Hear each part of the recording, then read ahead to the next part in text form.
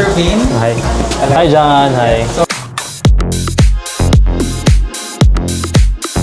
Yeah, it's a long process when it comes to working with top celebrities, like for example James Reid, because he's very particular with, of course, number one, the fit, the silhouette, the fabrication and all. But working with John Lozano, his stylist, it made so much easier, the process. I mean, okay, so when they laid out the brief with me, and then showed me, of course, the theme behind the ball, which is more of a spring, ganyan. So the intention was to have, of course, a very clean look. Okay, so of course that would be a slick suit set. But the color is quite, of course, not usual. We went for a chocolate brown, a very rich chocolate brown. And we went for a western type details of pick stitching. It's called pick stitching that you see. It's all hand made, the stitching all over. Okay. And then when we're doing, or when we're finishing the look, parang I thought of putting a flower on the left chest. That made it extra special, So it's a very natural process working with James' team, especially with John. So we did iterations with the pants. Actually, nakatatlong pants nga kami dun before ending up with that specific cut. Okay, we went first with the barrel type. We went for 2 looks for the barrel up until we came with the classic double pleated wide leg trousers. And yung kay Jarren Garcia. With Jarren naman, we went for a different energy. Kasi syempre, very Gen Z looking, no? And then very hit with, of course, the young crowd. So we went all in naman with what he wants. Okay, so we went for brown, but we used leatherette. It's a faux leather for the jacket and the pants. And then we went for our design code, which is the crochet part for the inner, para connection with what we do here in our studio. As you can see also with James, when you zoom in, yung mga details ng kay James, we went in for the shells na buttons. Yan. And of course, nakita nyo nga yung flower. So connect yan with the looks that you see here in our shop or in our studio. So the design codes for menswear is very critical. So it's all aligned. So again with Jarren, it's more of his energy. He wanted more of the oversized. We went in for the literal oversized. He's very tall. He's like about 6, and then his physique is slim. So we went for the off-body silhouette. So. Okay, sir. And second question is, how did you get started?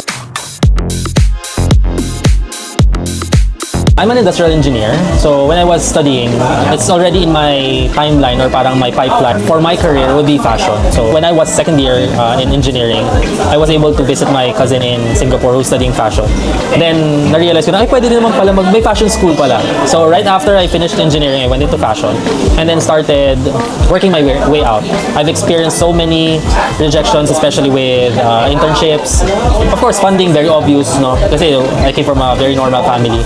But since I'm process-oriented and goal-oriented as an engineer, I was trained to hit goals, and this is one of which, launching up pop-up here in Greenbelt. So that's the end-to-end thing. But of course, in between, so many stories. 1 hour is not enough, or a day is not enough to tell you how many hurts or failures and what else, like mga disappointments, which is part of it. That's a very interesting question because, like for example, with my contemporaries, with Randolph, with Hamu, with Kelvin, with others, with Antonina, we're pushing the envelope of what Filipino fashion is.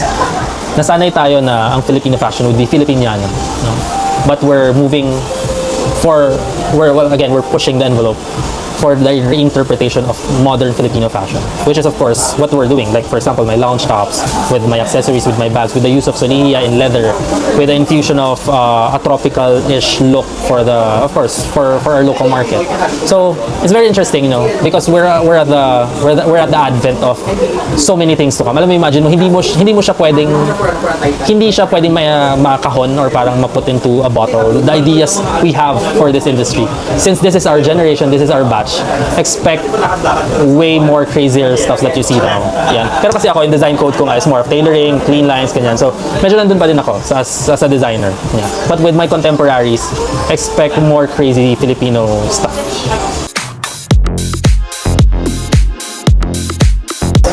For bench.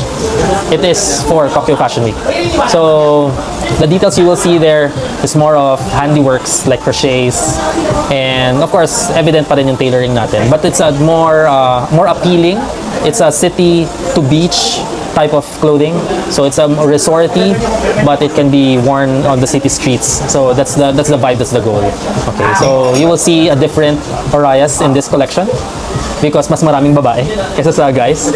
So we have 5 models for the women, for the ladies, and then 3. It's an 8-piece collection, but it's an ongoing collection towards, of course, other competitions like Milan, like Vogue, Singapore, and others. So yeah, you will see a different Orias in this collection. And it's full look from head to toe pieces.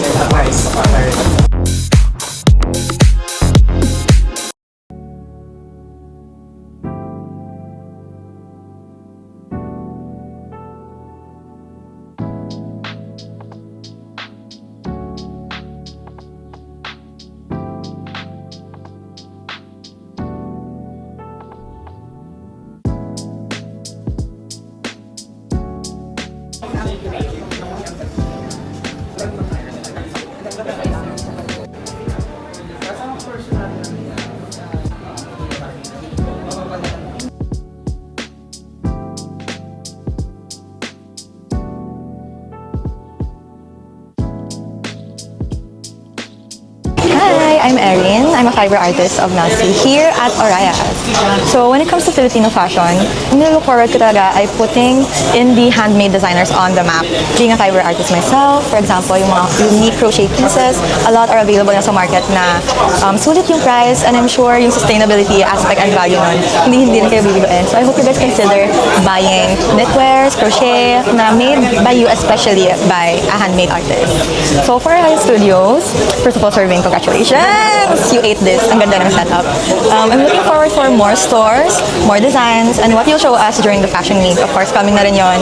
But I think yung journey niya throughout since, should I reveal na parang dekada na sa industry, as we talked about it. More decades to come, of course, and I think more bags on the way. Yeah.